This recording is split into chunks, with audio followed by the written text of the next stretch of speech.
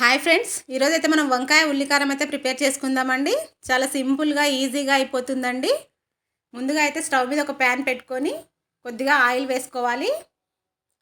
ఇప్పుడు ఒక 7-8 ఎండుమిరపకాయలు అయితే వేసుకొని వేయించుకోండి.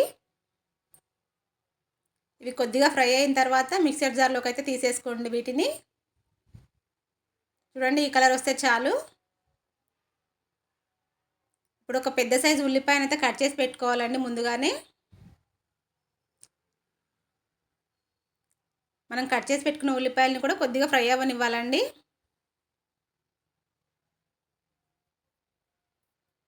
ఎక్కువ ఫ్రై అవ్వాల్సిన అవసరం లేదండి, కొద్దిగా అవుతే చాలు. అంతే అండి, ఇప్పుడు తీసేసుకోండి.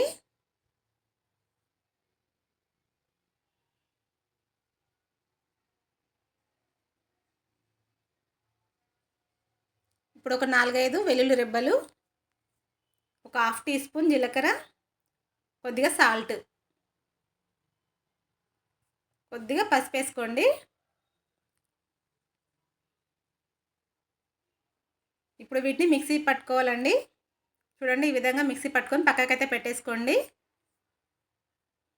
ఇప్పుడు వంకాయల్ని మనం గుత్తి వంకాయకి ఎలాగైతే కట్ చేసుకుంటామో 4 వైపులా అలా కట్ చేసి అయితే పెట్టుకోవాలండి మొత్తాన్ని.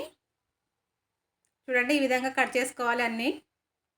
పొయ్యి మీద ఒక ప్యాన్ పెట్టుకొని కొద్దిగా ఆయిల్ ఎక్కువనే పడుతుందండి దీనికి. ఇప్పుడు మనం కట్ చేసి పెట్టుకున్న వంకాయలు ఉన్నాయి కదా, అవన్నీ ఇందులో వేసుకోండి. చిన్న మంట పైన వంకాయలను అయితే కొద్దిగా ఫ్రై అవ్వనివ్వాలండి. మూత పెట్టేసి దానిని ఫ్రై అవ్వనివ్వండి.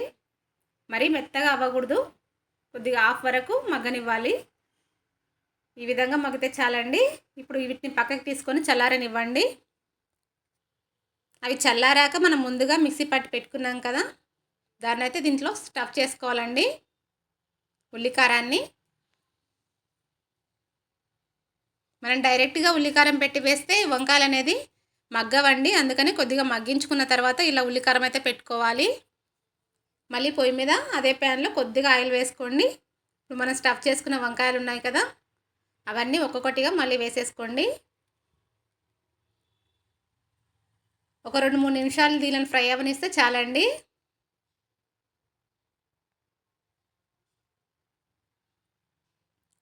మంట సిమ్లోనే పెట్టుకోండి. ఇప్పుడు ఒక పక్క కాలాక రెండో వైపు కూడా తిప్పేసుకోవాలండి. అవి అన్నీ ఇగో ఈ విధంగా తిప్పేసుకోండి.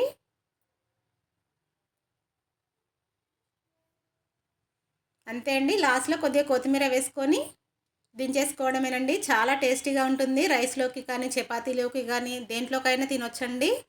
వంకాయ ఉల్లికారం చాలా టేస్టీగా ఉంటుంది. తప్పకుండా ట్రై చేయండి.